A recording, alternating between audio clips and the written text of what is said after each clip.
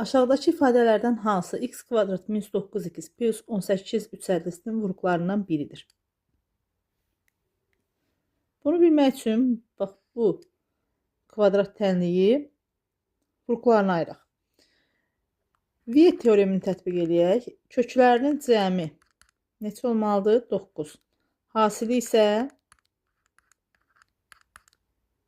18. Hansı ədədlərdir hasili 18, cəmi 9 eləyən?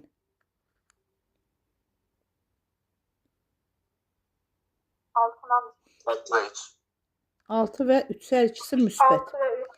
Bəli, 6 və 3'dür. Yəni kökləri tapdıq ki, biri 6'dır, digəri 3'dür. Demişdik ki, mötərizə formasında yazanda bunlar müsbət 6'dırsa kökün biri necə yazmalıyıq? X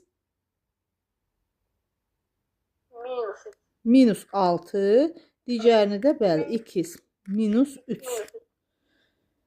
Yəni bu ifadənin vuruqları x minus 6 ilə x minus 3'dür. Bunlardan hansı variantlarda var? X minus 3'dür. X minus 3. Ona görə də C variantı.